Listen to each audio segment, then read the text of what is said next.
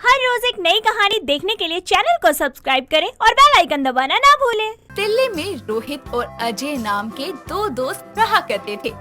एक दिन दोनों एक दूसरे के साथ बैठे बातें कर रहे होते हैं और अजय अपने दोस्त से बोलता है, यार रोहित, कभी कभी तो मुझे यकीन नहीं होता कि हमारा स्कूल और कॉलेज दोनों खत्म हो चुके हैं। अभी भी मेरे को ऐसा लगता है कि अभी हम कॉलेज में पढ़ने वाले स्टूडेंट ही हैं। अरे बाहर निकल अपने ख्यालों की दुनिया से, समझा? हमें कॉलेज खत्म किए हुए 2 साल हो गए हैं और अब तुझे ऐसा इसलिए लग रहा है क्योंकि तूने कॉलेज खत्म होने के बाद अपनी जिम्मेदारियां नहीं निभाई। क्या मतलब है तेरा? ओए, मतलब साफ है मेरे दोस्त कि तू अब तक नल्ला है, कोई काम नहीं करता। मुझे देख, कॉलेज खत्म होने के साथ ही मैंने जॉब ज्वाइन कर ली, लेकिन तू कबाड़ी वाले के ठेले की तरह गली गली घूमता रहता है। अच्छा, मैं चलता हूँ घर, फिर मिलते हैं। इस तरह दोनों अपने अपने घर चले जाते हैं और जैसे ही रोहित अपने घर पहुंचता है तो उसकी माँ उससे बोलती है, रोहित बेटा, तेरे लिए बड़ा ही अच्छा रिश्ता आया है, इसलिए मैंने हाँ कर दी है। अरे वाह माँ, नेकी और पूछ। क्या हुआ बेटा, तू चुप क्यों है? मैंने कुछ गलत किया क्या तुझसे बिना पूछे हाँ करके? नहीं माँ, आपने कोई गलती नहीं की और वैसे भी शादी ब्याह के फैसले तो माँ बाप ही करते हैं। मुझे पता था कि मेरा बेटा मेरी कोई बात नहीं टालता। कल हमें लड़की वालों के घर जाना है, तो वो ब्लैक वाली नई शर्ट पहन लियो, ठीक है बेटा? अगले ही दिन कादम्बरी अपने बेटे रोहित और बाकी लोगों के साथ लड़की वालों के घर जाती है और जहाँ रोहित और बिपाशा एक दूसरे को पसंद कर लेते हैं, जिसके बाद दोनों की पसंद और परिवार की मंजूरी से रिश्ता पक्का हो जाता है और ऐसे ही कुछ दिन बीत जाते हैं और उसके बाद शादी का दिन आता है और रोहित का दोस्त अजय अपने दोस्त को रेडी करते हुए बोलता है, फाइनली आज मेरा दोस्त घोड़ी चढ़ने जा रहा है और अब तू 1 से 2 हो जाएगा। बेटे, तेरी तो मौज आ गई कमीने। अबे अजय, तू मेरी तारीफ कर रहा है या जूते मार रहा है? यार, आज मेरी शादी है और तू मुझे गाली दे रहा है। अबे, तो इसमें कौन सी बड़ी बात है? तू भूल गया? बचपन से ही तेरा ये निकनेम निकाल रखा है मैंने। अबे ओ घोंचू, बचपन के दिन गए और हम स्कूल नहीं जा रहे। तेरा भाई आज शादी करने जा रहा है और अब खबरदार जो तूने अपनी होने वाली भाभी के सामने कुछ भी कहा। इस तरह दोनों दोस्त एक दूसरे से मजाक करते हैं और अजय रोहित को शादी का कोट, सेहरा और जूते पहनाकर रेडी कर देता है, जिसके बाद बारात दुल्हन को लेने के लिए रवाना हो जाती है। थोड़ी ही देर में बारात लड़की वालों के दरवाजे पर पहुंचती है, जहां उनका स्वागत होता है। जिसके बाद रोहित और बिपाशा शादी के मंडप में पहुंच जाते हैं और पंडित जी विवाह के मंत्र पढ़ना शुरू करते हैं। थोड़ी ही देर में सभी रस्में खत्म हो जाती है और दूल्हा दुल्हन स्टेज पर बैठे होते हैं। तभी अजय उनके पास जाकर बोलता है, मैनी कॉन्ग्रेचुलेशन डियर भाभी, मैं आपका इकलौता देवर। अब ये पक्का कुछ ना कुछ गुड़ गोबर करने वाला है। अरे बाकी की बातें बाद में कर लियो। अरे ठहर जा मेरे दोस्त, ये है मेरा लंगोटिया यार। हम तब से दोस्त हैं जब हम छोटे थे और लंगोट पहनते थे। अभी तक तो मैंने इसे संभाला है, अब आगे आप इसे संभालिए, जरा संभल के। शादी की सभी रस्में खत्म होने के बाद बिपाशा अपने ससुराल आ जाती है और दोनों अपनी सुहाग रात में रोमांटिक होकर एक दूसरे में खो जाते हैं और ऐसे ही सुबह होती है, जिसके बाद बिपाशा बोलती है, रोहित छोड़ो मुझे, सुबह हो गई यार, आज मेरे ससुराल में पहला दिन है, हटो नहीं तो माँ जी चिल्लाने लगेंगी। क्या बेबी, अभी 1 दिन हुआ है हमारी शादी को और तुम बस मुझसे दूर जाने का बहाना कर रही हो। मेरा ना मूड फिर से रोमांटिक हो रहा है, कुछ तूफानी करें क्या? बिल्कुल नहीं, रात होने का वेट करो। ओके, लेकिन एक गुड मॉर्निंग किस तो देती जाओ। रोहित ये बोल ही रहा था कि तभी उसकी माँ दरवाजा खटखटाते हुए बोलती है, बहू जल्दी से कमरे से बाहर आ, सुबह हो गई है। बिपाशा नहा धोकर किचन में जाकर काम करने लगती है और घर के सारे काम करने के बाद जब वो रात को किचन में होती है तो खिड़की के पास रोहित आकर बोलता है, बेबी आ जाओ, मैं वेट कर रहा हूँ। काम खत्म नहीं हुआ क्या अभी तक तुम्हारा? बस 5 मिनट रोहित, आ रही हूँ। रोहित कमरे में जाकर इंतजार करता है और ऐसे ही 1 घंटा बीत जाता है, जिसके बाद रोहित बोलता है, ना जाने इसके 5 मिनट कब खत्म होंगे। कब से अपनी फीलिंग के साथ इस तन्हा बिस्तर पर वेट कर रहा हूँ, ना जाने कब आएगी ये। इस तरह रोहित इंतजार करते करते सो जाता है और इसी तरह वक्त गुजरता है और बिपाशा घर के कामों में इतनी बिजी हो जाती है कि उसे अपने पति के लिए वक्त ही नहीं मिलता। और जब वक्त मिलता तब तक रोहित सो चुका होता। एक दिन रोहित उसे बोलता है, तुम्हें अपने कामों से फुर्सत नहीं है ना? कल को अगर मैं बाहर कोई अफेयर कर लूंगा ना तो मुझे मत कहना। इतना बोलकर रोहित अपने घर के बाहर के एक पार्क में चला जाता है और अपने दोस्त अजय को सब कुछ बताता है। जिसके बाद अजय बोलता है, बस इतनी सी बात है। एक काम कर, तू कल रात 11 बजे इसी पार्क में आइयो और मुझे भाभी का नंबर दे। मैं तेरी सारी प्रॉब्लम सॉल्व कर दूंगा। अगले ही दिन बिपाशा के फोन पर अनजान नंबर से कॉल आता है। जिसके बाद वो सोच में पड़ जाती है। ऐसे ही रात होती है और अपने दोस्त के कहे अकॉर्डिंग रोहित 11 बजे उसी पार्क में पहुंच जाता है। तभी एक साड़ी में लंबे बालों और लंबे घूंघट में आ रही एक लड़की उसके बगल में आकर बैठ जाती है और उसे इशारे करती है। जिसके बाद रोहित उसे गले से लगाकर बोलता है, थैंक यू यार, तुमने तो मेरी प्रॉब्लम सॉल्व कर दी। तुम्हारे बाल कितने सुंदर हैं। काश मेरी शादी तुमसे हुई होती तो मुझे अपनी बीवी का इंतजार नहीं करना पड़ता। रोहित की ये बातें पार्क के एक पेड़ के पीछे छुपी बिपाशा सुन लेती है और बोलती है, मुझे तो यकीन नहीं हो रहा कि रोहित मुझे धोखा दे रहा है। आखिर कौन है ये घूंघट वाली? कहीं मुझसे ज्यादा खूबसूरत तो नहीं है ना? हे भगवान, ये मेरी सौतन बन बैठी है क्या करूँ इसका चेहरा कैसे देखूं? इतना बोलकर बिपाशा वहाँ से घर की तरफ आ जाती है और थोड़ी ही देर में रोहित भी घर वापस आता है। जिसके बाद बिपाशा बोलती है, रोहित, वो घूंघट वाली लड़की कौन थी? कौन घूंघट वाली औरत? किसकी बात कर रही हो तुम? देखो रोहित, मेरे सामने भोले बनने की एक्टिंग मत करो। मैंने तुम्हें देखा था कैसे तुमने उसे गले लगा रखा था। अगर मेरी वो घूंघट वाली सौतन के साथ मैंने तुम्हें फिर देखा ना तो मैं उसे जान से मार दूंगी। अपने पति को उस घूंघट वाली औरत के साथ देखकर बिपाशा को बहुत गुस्सा आता है। जिसके बाद वो अपने पति को वार्निंग देती है। लेकिन अगले ही दिन वो फिर रात को 11 बजे उसी पार्क में पहुंच जाता है जहां पर वही घूंघट वाली औरत बैठी होती है। रोहित और वो दोनों बातें करते हैं। तभी पार्क में उन्हें छुपकर देख रही बिपाशा खुद से बोलती है, मेरी किसी भी धमकी का रोहित पर कोई असर नहीं जो फिर से इस घूंघट वाली से मिलने आ गया। देखूं तो जरा कितना लंबा घूंघट है इसका। मेरे पति के साथ गुलछर्रे उड़ाते इसे शर्म नहीं आ रही और इसे मुंह दिखाने में शर्म आ रही है। आज तो मैं इसे देख के ही रहूंगी। इतना बोलकर बिपाशा गुस्से में उसके पास जाती है और उसे पकड़ने की कोशिश करती है। तभी उस लड़की के नकली बाल उसके हाथों में आ जाते हैं और बिपाशा बोलती है, हाय रे, इसके तो बाल भी नकली है। मतलब मेरी ये घूंघट वाली सौतन परकटी है। अब तुम्हारे बाल तो मेरे हाथ में आ ही गए हैं। जल्दी से पलटकर अपना मनुष्य चेहरा भी दिखा दो। बिपाशा उसे चेहरा दिखाने को बोलती है, लेकिन घूंघट वाली उसकी सौतन अपनी जगह से टस से मस नहीं होती। जिसके बाद बिपाशा बोलती है, क्यों री नासपिटी कलमुही, बुत बन के क्या खड़ी है? अपना चेहरा तो दिखा जरा। ठहर, मैं खुद ही देख लेती हूँ। इतना बोलकर बिपाशा उस घूंघट वाली के आगे जाकर उसका चेहरा देखती है। जिसके बाद वो चौंक जाती है क्योंकि उसकी घूंघट वाली सौतन कोई अप्सरा जैसी दिखने वाली लड़की नहीं बल्कि एक लड़का होता है। जिसे देखकर वो बोलती है, अजय, तुम थे इस घूंघट के पीछे और मैं समझ रही थी कि रोहित ने मेरे लिए सच में सौतन ढूंढ ली। वो सॉरी भाभी, हम आपके साथ मजाक कर रहे थे। मेरा दोस्त आपसे बहुत प्यार करता है। वो आपको धोखा देने के बारे में सोच भी नहीं सकता। पर मैं तो सच में डर गई थी कि मैं उन्हें वक्त नहीं दे पा रही हूँ तो उन्होंने सच में बाहर घूंघट वाली से अफेयर कर लिया। अरे मैं बस तुम्हें अपने लिए सीरियस करना चाहता था बेबी, और ये सब प्लान अजय का ही था। उसके कहने पर ही मैंने ये सब किया और देखो फाइनली तुम मुझे अपना फुल अटेंशन देने लगी। इस तरह घूंघट वाली सौतन उर्फ अजय का सच बिपाशा के सामने आ जाता है और वो अपने पति के साथ एक बार फिर नई और खुशहाल शुरुआत करती है। पीहू दर्द से तड़प रही होती है जिसके कारण वो जोर जोर से रोते हुए खुद से कहती है, हे भगवान, ये दर्द तो मेरी जान लेगा। जाने अनजाने मेरी गलतियों की इतनी बड़ी सजा मत दो मुझे भगवान।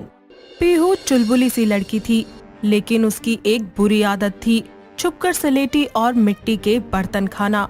उसकी माँ बेला पीहू की इस आदत से बेहद परेशान रहती थी। आए दिन वो अपनी बेटी पीहू को इसके लिए टोका करती थी।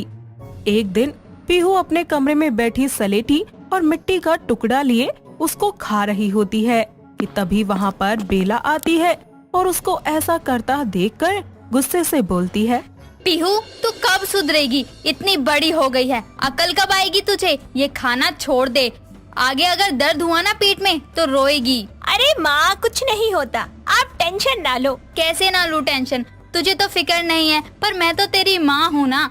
मुझे नहीं पता अगर तूने आज के बाद ये स्लेटी या मिट्टी खाई तो मुझसे बुरा कोई नहीं होगा। आपसे बुरा और हैवी कौन मम्मी? हाँ, उड़ा ले मजाक, बाद में याद आएगी माँ की ये टोका टोकी। पीहू पर उसकी माँ की बातों का कोई असर नहीं होता और वो आए दिन छुप छुप कर सलेटी और मिट्टी खाती रहती। ऐसे ही एक दिन वो कॉलेज में सलेटी खा रही होती है, जिसे देखकर उसकी दोस्त पिंकी उससे कहती है, ओ बद्दीमाग लड़की, एक पड़ेगा तेरे खींच के थप्पड़। ये क्या खा रही है? फेंक इसको। क्या है यार पिंकी, खाने देना। तुझे चाहिए तो तू भी ले ले, पर मुझे मत रोक। तेरे कान के नीचे पड़ेगा अगर तूने इसको फेंका नहीं। पता है कितनी बुरी चीज है ये पेट के लिए। तू रहने दे, अपना ये मेडिकल का ज्ञान ना तू अपने स्टूडेंट्स को दियो, मुझे मत दे। जा मर फिर। और अगर पेट दर्द होने पे मेरे पास आई ना कि यार पिंकी कोई दवाई दे दे, तो दवाई के नाम पे एक मुक्का दूंगी। पीहू और पिंकी दोनों बेस्ट फ्रेंड्स थी।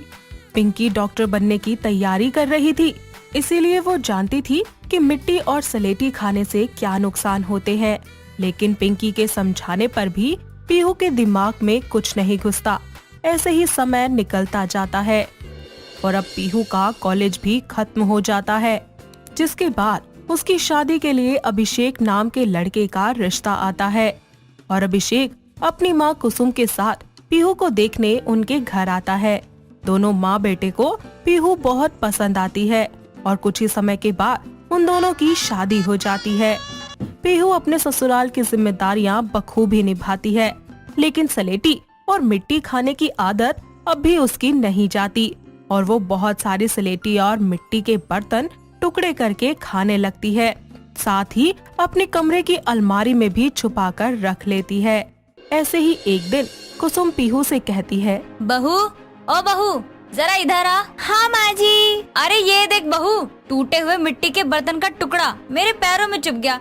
ठीक से साफ सफाई नहीं करती क्या तू? पीहू ये देखकर डर जाती है कि कहीं उसकी सास के सामने ये उसकी मिट्टी के बर्तन खाने की आदत न आ जाए, इसीलिए वो इसको छुपाने को सोचती है। माँ जी अच्छे से तो की थी, लगता है शायद रह गया गलती से। लाइए मैं फेंक देती हूँ इसे। पीहू बात को छुपाते हुए बच जाती है। ऐसे ही एक दिन पीहू के पेट में दर्द होता है। दर्द हल्का होने पर वो ध्यान नहीं देती, लेकिन शाम होते होते उसके पेट में बहुत तेज दर्द हो जाता है, जो कि उसके बर्दाश्त से बाहर होता है। वो दर्द के मारे जोर जोर से रोने लगती है, साथ ही अपनी सास और अपने पति को आवाज लगाते हुए कहती है, अभी जी, माँ जी, कहाँ है आप दोनों? जल्दी आइए, मैं मर जाऊंगी नहीं तो। पीहू की दर्द भरी आवाज सुनकर दोनों माँ बेटे भागे आते हैं और उसको दर्द में देखते हुए अभिषेक पीहू को तुरंत उसी की ही डॉक्टर दोस्त पिंकी के पास ले आता है। पिंकी पीहू का पूरा चेकअप करती है और दर्द की वजह जानने के लिए उसके कुछ टेस्ट और अल्ट्रासाउंड करके पता लगाती है और उसको जिस बात का डर होता है वही हो जाती है, जिसके बाद वो पीहू के पास जाकर उससे बोलती है, क्यों मैडम, कहा था ना छोड़ दे, ये बुरी आदत है, लेकिन तुमने तो मेरी बात नहीं मानी। लो, हो गई ना प्रॉब्लम। अभिषेक पिंकी की बातें सुनकर कुछ भी समझ नहीं पाता और वो पिंकी से पूछता है, क्या बात है पिंकी, कैसी आदत, क्या हुआ है पीहू को?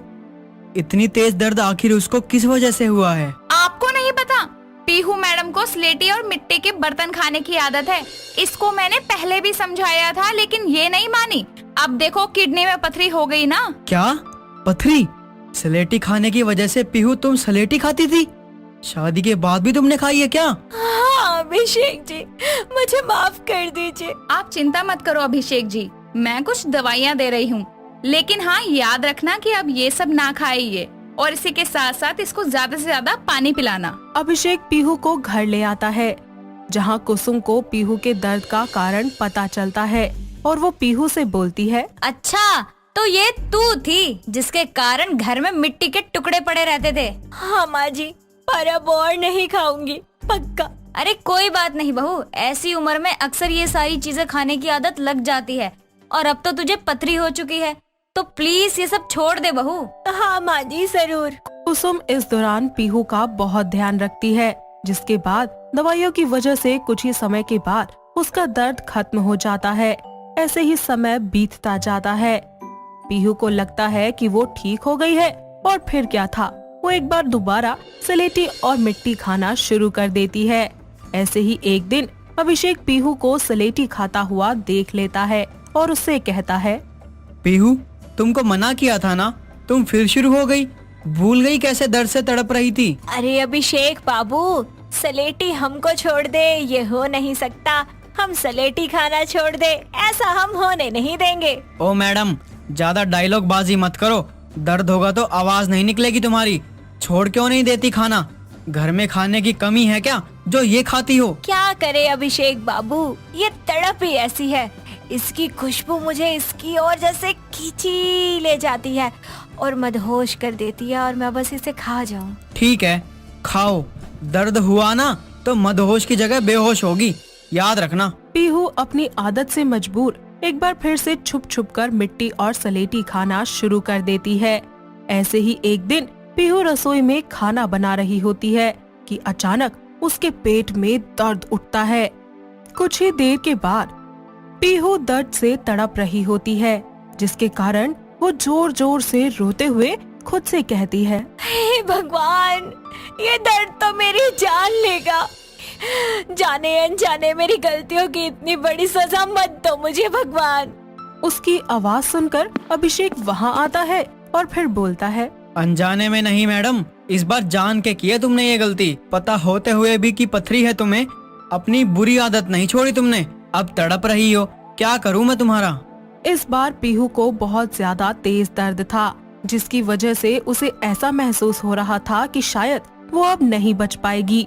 वो दर्द भरी आवाज में अभिषेक से कहती है, अभिषेक जी, मुझे प्लीज बचा लीजिए। आपकी कसम, आज के बाद कभी नहीं खाऊंगी। अभिषेक पीहू की दोस्त पिंकी को कॉल करके घर बुलाता है और उसे सारी बातें बताता है।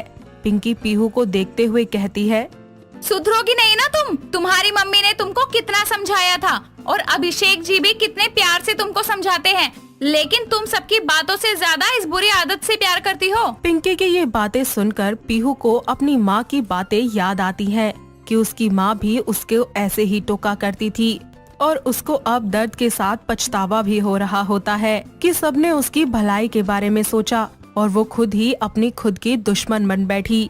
इस सब के बाद पीहू अच्छे से समझ जाती है कि उसका ठीक रहना कितना ज्यादा जरूरी है, और इस दर्द से हमेशा हमेशा के लिए छुटकारा पाने के लिए उसको अपनी ये आदत छोड़नी ही पड़ेगी। और फिर वो पिंकी से बोलती है, पिंकी, अब से कभी नहीं खाऊंगी। मुझे समझ आ गया यार, और अब ये दर्द मैं हमेशा के लिए खत्म करना चाहती हूँ। प्लीज मेरा दर्द कम कर दे, ये पथरी निकाल दे यार, मैं मर जाऊंगी इस दर्द से। पिंकी पीहू को एक इंजेक्शन लगाती है, जिसके कुछ ही टाइम के बाद उसका दर्द धीरे धीरे कम होने लगता है। पीहू को ये सब कुछ अब अच्छे से समझ आ चुका होता है कि उसकी आदत से ही उसको दर्द हो रहा है, और हर कोई उसके भले के लिए ही उसे समझा रहा था। इसीलिए अब वो स्लेटी और मिट्टी खाना पूरी तरह से छोड़ देती है, और पिंकी के बताए हुए परहेज और दवाइयों से कुछ समय के बाद उसकी पथरी भी किडनी से निकाल ली जाती है, और दोबारा से वो कभी भी स्लेटी, मिट्टी या कोई भी ऐसा फास्ट फूड नहीं खाती जो उसके पेट के लिए हानिकारक साबित हो। इसके बाद वो हमेशा अपने परिवार के साथ खुशी खुशी रहने लगती है। दोस्तों, अगर आपको ये कहानी पसंद आई तो इसे लाइक करें, शेयर करें और कमेंट करके बताएं कि कहानी में आपको सबसे अच्छा क्या लगा।